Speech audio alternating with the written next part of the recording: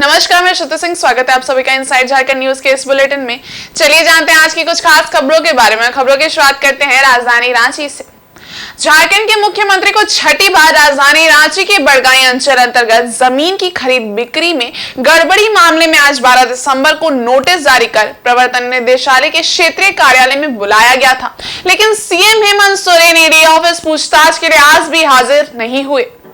कोई भी अंदर ना जा पाए। ये दूसरा स्पॉट जो है वो पार होता हुआ ईडी ऑफिस के सामने से सीएम का काफिला गुजर गया।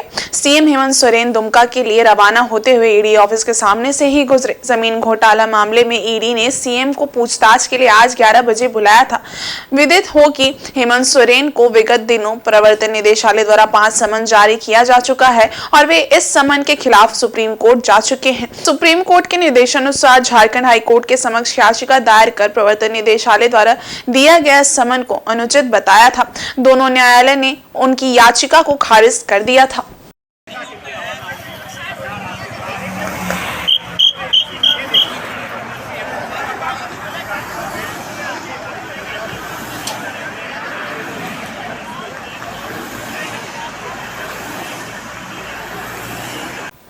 हमारे देश के सुप्रीम कोर्ट के द्वारा 11 दिसंबर को अनुच्छेद 370 पर सुनवाई करते हुए ऐतिहासिक फैसला सुनाया है। सुप्रीम कोर्ट के अनुसार आर्टिकल 370 को बेअसर कर नई व्यवस्था से जम्मू और कश्मीर को बाकी भारत के साथ जोड़ने की प्रक्रिया मजबूत हुई है। आर्टिकल 370 हटाना संवैधानिक रूप से वैध माना गया है। इसे लेकर केंद्र की विपक्षी पार्टी और झारखंड की सत्ताधारी पार्टी के घटक दल कांग्रेस के प्रवक्ता ने कहा कि सर्वोच्च न्यायालय का फैसला सर्वोपरि है।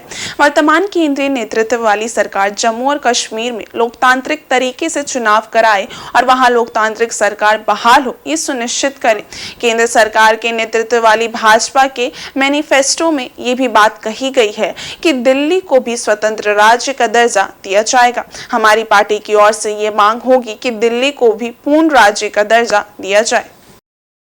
सर्वोच्च न्यायालय का जो फैसला है वो शिरोधार्य है। सर्वोच्च न्यायालय का यह भी फैसला है कि अब जम्मू कश्मीर को स्वतंत्र राज्य का दर्जा दे। तो प्रधानमंत्री जी अब जम्मू कश्मीर को स्वतंत्र राज्य का दर्जा दें, वहाँ लोकतांत्रिक तरीके से चुनाव भी करवाएं और चुनावों उपरांत वहाँ लोकतांत्रिक सरकार भी बहाल हो, यह केंद्र सरकार सुनिश्चित करे। क्योंकि भारतीय जनता पार्टी के मैनिफेस्टो में दिल्ली को भी स्वतंत्र राज्य का दर्जा देने की बात कही गई, तो हम इसी के साथ प्रधानमंत्री जी से यह भी मांग करते हैं कि दिल्ली को भी पूर्ण राज्य का दर्जा जो है प्रधानमंत्री दे दें। तो एक मैनिफेस्टो में किया गया वादा कम से कम इन 10 सालों के दरमियान तो पूरा हो सके। वहीं जम्मू कश्मीर में धारा 370 को हटाए जाने को लेकर सर्वोच्च न्यायालय के फैसले का झारखंड की सत्ताधारी पार्टी झारखंड मुक्ति मोर्चा ने भी स्वागत किया है। झामुमो के प्रवक्ता मनोज पांडे ने कहा कि धारा 370 को हटाए जाने पर अंतिम रूप से सर्वोच्च अदालत ने भी अपनी मुहर लगा दी है और इसकी वैधता की पुष्टि कर दी है। पार्टी प्रवक्ता मनोज पांडे ने मीडिया से बातचीत में कहा कि जम्मू कश्मीर भी अब भारत के संविधान के अनुसार ही चलेगा और वहां लोकतांत्रिक मूल्यों की बहाली होगी। बताते चले कि सर्वोच्च अदालत ने चुनाव आयोग को निर्देश दिया है कि 2024 सितंबर तक जम्मू कश्मीर में विधानसभा चुनाव करा लिए जाएं और लोकतांत्रिक सरकार का गठन किया जाए। सुप्रीम फैसला बिल्कुल सही निर्णय मेरी नज़र में। जब सर्वोच्च न्यायालय ने सही ठहरा दिया, बहुत लंबी बहस चली विभिन्न पहलुओं पर विचारोपरांत, तो बहुत अच्छा निर्णय है और जम्मू कश्मीर देश के संविधान के अनुसार ही चलेगा, ये भी फैसला में सुनाया है और चुनाव की समय सीमा भी निर्धारित की है। तो वहाँ लोकतांत्रिक मूल्यों की बहाली होगी। मैं उम्मीद करता हूँ इस निर्णय से जम्मू कश्मीर में शांति बहाल होने में और सामान्य स्थिति लाने में मदद मिलेगी। झारखंड में कांग्रेस के राज्यसभा सांसद धीरज साहू एक बड़े व्यवसायी हैं।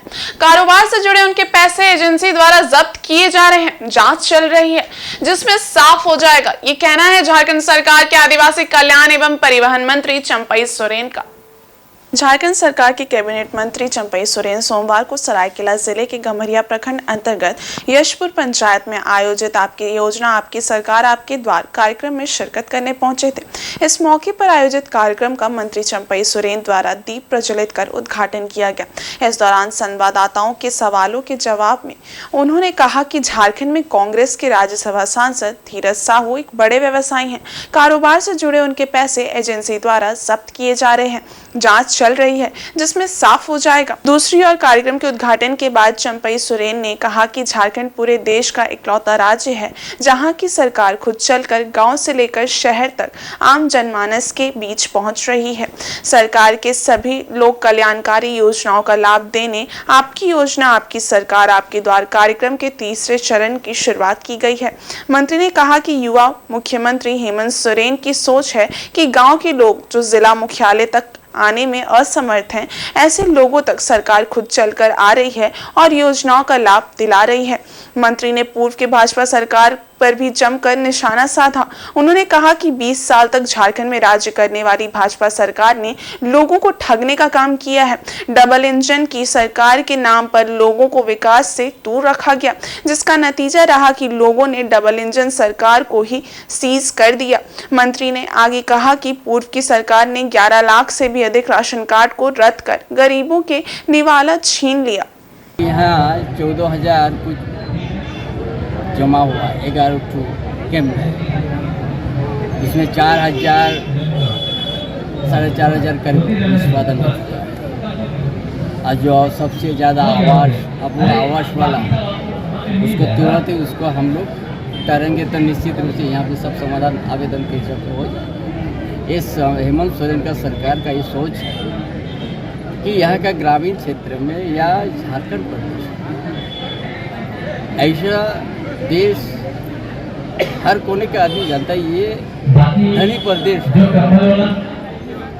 लेकिन यहाँ धनी प्रदेश है जरूर। यहाँ का मूलवासी आदिवासी उससे बड़ा दूर रखा गया, इसलिए इस तरह का आयोजन करके यहाँ मैक्सिमम सभी प्रकार के परिवार को सहायता दिया जाए। और उधर गुदड़ी के पूर्व उप प्रमुख कमल पूर्ति की माओवादियों ने गोली मारकर हत्या कर दी है। माओवादियों ने पर्चा छोड़कर हत्या की जिम्मेदारी ली है, जिसमें बताया गया है कि पुलिस मुखबरी के कारण उसे ये सजा दी गई है। बताते चले कि इसके पहले भी कमल पूर्ति पर माओवादियों ने जानलेवा हमला किया था, लेकिन उस हमले से वो बचकर निकल गया था। पश्चिमी सिंहभूम जिले में माओवादियों ने पुलिस मुखबरी के आरोप में पूर्व उप प्रमुख की गोली मारकर हत्या कर दी है। गुदड़ी प्रखंड के पूर्व उप प्रमुख कमल पूर्ति की हत्या माओवादियों ने सोमवार को की है। जानकारी के मुताबिक माओवादी ने कमल पूर्ति की हत्या लुड़ाई ओपी के रायगढ़ा गांव में स्थित उसके घर से करीब आधा किलोमीटर दूर पर गोली मारकर की है। कमल पूर्ति के शव के पास माओवादियों ने पर्चा भी छोड़ा है, जिसमें कमल पूर्ति पर पुलिस मुखबरी का आरोप लगाया गया है। पर्चा में लिखा गया है कि कमल पूर्ति ने पुलिस मुखबिरी की है, इसीलिए उसे माओवादियों ने सजा दी है। घटना की सूचना मिलने के बाद पुलिस मामले की जांच में जुटी हुई है। घटना स्थल घोर नक्सल प्रभावित क्षेत्र होने के कारण सुरक्षा के दृष्टिकोण से पुलिस सतर्कता बरत रही है। कमल पूर्ति पर माओवादियों ने इससे पहले भी जानलेवा हमला किया था, लेकिन वो माओवादी हमले से बच निकला था। माओवादियों के टारगेट पर आ जाने के कारण वो सोनुआ में भाड़े के मकान में रहता था। कमल पूर्ति कुछ दिन पहले किसी काम से अपने घर लुड़ाई के रायगढ़ा गांव गया था। बताया जा रहा है कि सोमवार को वो फोन पर बात कर रहा था। नेटवर्क ठीक नहीं होने की वजह से वो घर से निकलकर आधा किलोमीटर दूर चला गया था और फोन में बात कर रहा था। तभी घात लगाए माओवादियों ने उसकी गोली मारकर हत्या कर दी और हत्या की जिम्मेदारी लेते हुए पर्चा भी छोड़ दिया है। इस घटना से इलाके में दहशत का माहौल बन गया है। वहीं चक्रधरपुर अनुमंडल अस्पताल में मेडॉल डायग्नोस्टिक सेंटर का उद्घाटन किया गया। गुरुजी आशीर्वाद योजना के अध्यक्ष सन्नी उरांव और अनुमंडल अस्पताल के प्रभारी चिकित्सा पदाधिकारी डॉक्टर अंशुमान शर्मा ने फीता काटकर मेडॉल डायग्नोस्टिक सेंटर का उद्घाटन किया। मेडॉल डायग्नोस्टिक सेंटर के लग जाने से मरीजों को खून की जाँच के लिए ना तो परेशान होना पड़ेगा और ना ही पैसे खर्च करने होंगे। मरीजों को खून जांच कराने के लिए बाहर जाना नहीं पड़ेगा। इस मौके पर प्रभारी चिकित्सा पदाधिकारी डॉक्टर अंशुमान शर्मा ने बताया कि इस लैब में राशन कार्ड धारकों को निःशुल्क खून जांच की सुविधा मिलेगी। अस्पताल के डॉक्टर और प्रभारी की अनुशंसा पर भी मेडॉल डायग्नोस्टिक सेंटर में खून जांच की सुविधा मरीजों को मिलेगी। जिन मरीजों का नाम राशन कार्ड में नहीं होगा उनकी भी जाँच उनकी अनुशंसा पर आपातकालीन परिस्थिति में की जाएगी। वहीं सनी उरांव ने सरकार द्वारा अस्पताल में खोले गए मेडॉल डायग्नोस्टिक सेंटर को गरीब मरीजों के लिए बड़ा वरदान बताया है। इससे पहले सभी तरह के खून जांच की सुविधा नहीं होने के कारण निजी डायग्नोस्टिक सेंटर में जांच के लिए मरीजों को जाना पड़ता था और उन्हें पैसे भी खर्च करने पड़ते थे। इन सभी समस्याओं से मरीजों को छुटकारा मिल जाएगा। ज्यादातर गरीब मरीज अनुमंडल अस्पताल में ही इलाज के लिए आते हैं। ऐसे में अब मुफ्त इलाज के लाभ का दायरा उनके लिए और बढ़ गया है। मेडॉल डायग्नोस्टिक सेंटर के संचालक नितेश गुप्ता ने कहा है कि सरकारी नियमों के तहत गरीब मरीजों को खून जांच की हर सुविधा पहुंचाना उनका लक्ष्य है। उनकी पूरी कोशिश होगी कि मरीजों को इसका पूरा लाभ मिले, उन्हें किसी तरह की कोई दिक्कत ना हो। उन्होंने ये भी बताया कि आने वाले दिनों में इस तरह का सेंटर गोइलकेरा और सोनुआ में भी खुलेगा। तो जैसे कि हम लोग जानते हैं चक्रधरपुर में हम लोग देखा जाए तो कुछ कमी था, तो सबसे एक नंबर प्राथमिकता का चिकित्सा ही था। जो चिकित्सा के क्षेत्र में बहुत सारे लोग अनुमंडल अस्पताल आते हैं, जो थोड़ा बहुत इलाज चलता है तो फिर रेफर कर दिया जाता है। अभी जैसे कि मान लीजिए जो नहीं भी होते हैं, थोड़ा बहुत चोट लगता है उनको, जैसे ब्लड सैंपल का बहुत यहाँ तो खासकर अनुमंडल अस्पताल में होता नहीं था, तो बाहर ले जाते हैं। जिसमें बहुत सारे गरीब हम लोग के अनुमंडल अस्पताल में बहुत सारे ग्रामीण इलाका ऐसे आते हैं जिसमें कि पैसा के अभाव पे वो लोग ब्लड सैंपल नहीं करा पाते, उनसे टेस्ट नहीं करा पाते हैं। तो उसका जो है कमी आज हम लोग के इस उद्घाटन के बाद सफलता पूरा हो जाएगा। थोड़ा बहुत जो भी टेस्ट के माध्यम से, जैसे टेक्निकल तो सर ही बता पाएंगे कि क्या क्या टेस्ट इसमें होगा यहाँ पर, जो उसके माध्यम से लगभग जैसे मुझसे बात हुआ तो पता चला कि लगभग सारा टेस्ट का यहाँ पे फ्री में मतलब उपलब्ध करा दिया जाएगा। तो ये बहुत मतलब चिकित्सा के क्षेत्र में चंद्रपुर के लिए बहुत अच्छा खुशखबरी है कि एक टेस्ट सेंटर जो अनुमंडल अस्पताल के प्रांगण में ही खुल गया है, तो किसी को यहाँ से बाहर जाने की जरूरत नहीं पड़ेगा। तो आज इसके माध्यम से आज हमारा अनुमंडल अस्पताल चक्रधरपुर में एक कदम और ऊपर गया है, ताकि मरीज को सुविधा थोड़ा बढ़िया मिल सके। लैब वगैरह जो है सो सुविधा, और जो पूर्व में हम लोग देते थे और पूर्व में जो हम लोग बहुत सारे प्राइवेट से ये करवाते थे, जांच करवाते थे, तो उनको प्राइवेटली अब कराने की ज़रूरत नहीं पड़ेगी। अब ये मेडॉल के लैब से हो जाएगी। जी, जांच का दायरा जो है, जो पहले हम लोग के यहाँ साधारण जांच होते थे, अब जो है लीवर का जांच, किडनी इत्यादि का जांच, इलेक्ट्रोलाइट का जांच वगैरह जो है मुख्य रूप से हमारे यहाँ से बढ़ेगा। और चक्रधरपुर में यहाँ मेडॉल लैब का फ्रेंचाइजी लिए हैं, जिसमें कि जितना भी ब्लड जांच जितना भी, और लाल कार्ड, येलो कार्ड और ग्रीन कार्ड जितना भी है, सारा लोगों का मुफ्त में जांच होगा। जितना भी टेस्ट है सारा कुछ फ्री में होगा। वहीं उधर मुसाबनी प्रखंड स्थित पूर्वी मुसाबनी पंचायत में आपकी योजना आपकी सरकार आपके द्वार कार्यक्रम का आयोजन किया गया। इस कार्यक्रम में उपस्थित ग्रामीणों ने सरकार की योजनाओं का लाभ उठाया। मुसाबनी प्रखंड पूर्वी मुसाबनी पंचायत स्थित हनुमान मंदिर के समीप आपकी योजना आपकी सरकार आपके द्वार कार्यक्रम का आयोजन किया गया। कार्यक्रम में मुख्य अतिथि के रूप में मुखिया दुलाराम महाली, पंचायत समिति मोइना मोहाली व आदि उपस्थित थे। इस कार्यक्रम में सभी सरकारी विभागों के स्टॉल लगाकर लोगों को सरकारी योजनाओं की जानकारी दी गई। इसके साथ ही उनकी समस्याओं का तत्काल निष्पादन भी किया गया। कार्यक्रम में अतिथियों द्वारा परिसंपत्ति का वितरण भी किया गया और काफी संख्या में उपस्थित होकर ग्रामीणों ने कार्यक्रम का लाभ उठाया। इस कार्यक्रम का उद्देश्य गांव के अंतिम छोर तक सरकार की कल्याणकारी योजनाओं से लोगों को जोड़ना है।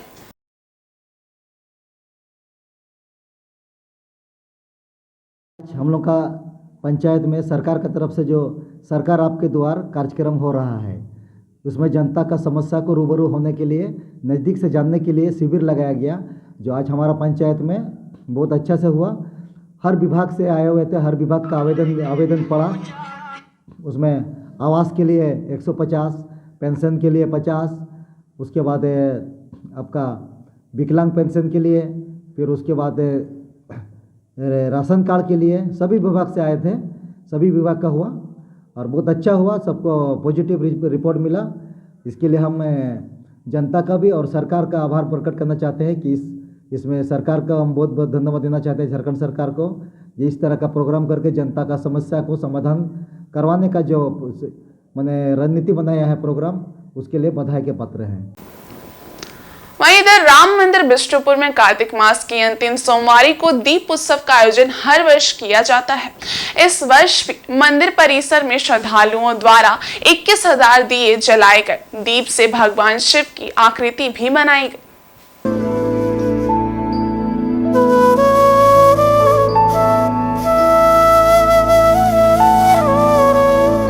कार्तिक मास के अंतिम सोमवारी को राम मंदिर परिसर में आंध्र भक्त श्री राम मंदिर कमेटी द्वारा दीपोत्सव कार्यक्रम का आयोजन किया जाता है। इस दौरान महिला श्रद्धालु अपने परिवार की मंगल कामना करते हुए सुबह से उपवास रहती हैं और फिर शाम के वक्त मंदिर परिसर में दीप जलाकर अपने परिवार के सदस्यों के सुख समृद्धि की कामना करती हैं। कार्तिक मास के अंतिम सोमवारी को काफी शुभ माना जाता है। इस अवसर पर दीपोत्सव कार्यक्रम से पूरा मंदिर दीपों से जगमगा उठा। ये आयोजन बिष्टुपुर स्थित राम मंदिर में किया गया था, जिसमें 21,000 दिए जलाए गए। शहर और शहर के कोने कोने से श्रद्धालु एकत्रित होकर इस दीपोत्सव कार्यक्रम के साक्षी बने।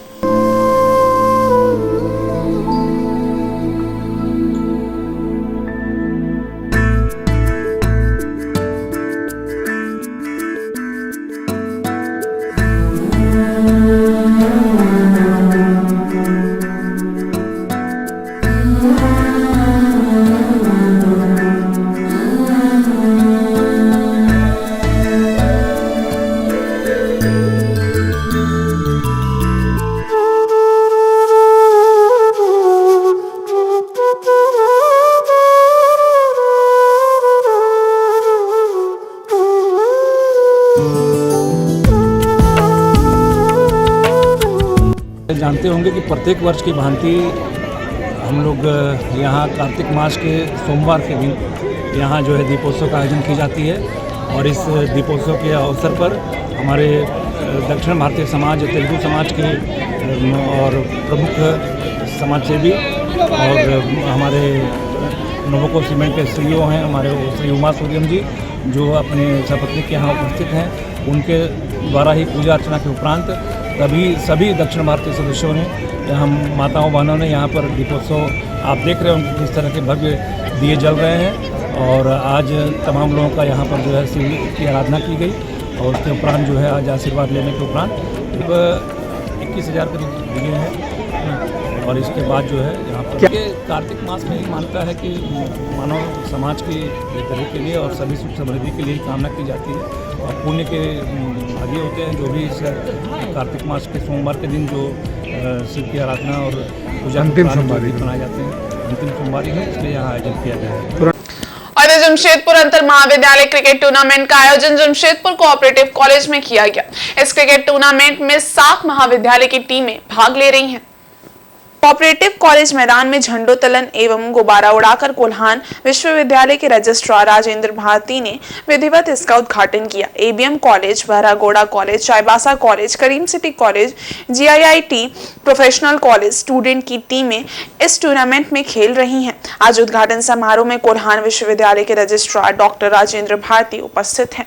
उद्घाटन मैच बहरागोड़ा कॉलेज और चाईबासा कॉलेज के बीच खेला जा रहा है। ये टूर्नामेंट 4 दिनों तक चलेगा। विजेता टीम को ट्रॉफी प्रदान की जाएगी।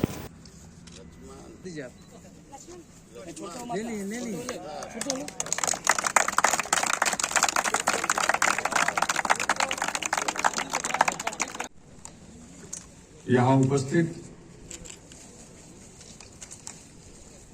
विश्वविद्यालय के कुलसचिव जो मुख्य अतिथि के रूप में यहाँ उपस्थित हैं, डॉक्टर राजेंद्र भारती जी, हमारे बीच इंटरनेशनल हैंडबॉल कोच और manager sports Tata steel doctor Hasan Imam Malik साहब गेस्ट ऑफ ऑनर के रूप में यहाँ उपस्थित हैं। और ये महाविद्यालय के लिए आज का दिन बहुत ही सौभाग्यशाली दिन है कि हमारे बीच अपने विश्वविद्यालय के फाइनेंस ऑफिसर भी गेस्ट ऑफ ऑनर के रूप में उपस्थित हैं डॉक्टर विनय कुमार सिंह जी। साथ ही साथ नौजवान प्रोफेशनल नीतीश कुमार IAS भी यहाँ हमारे बीच उपस्थित हैं। और इस बुलेटिन में बस इतना ही। ब्रेक के उस पार है कुछ और खास खबरें। तब तक के लिए देखते रहिए इनसाइड झारखंड न्यूज। धन्यवाद।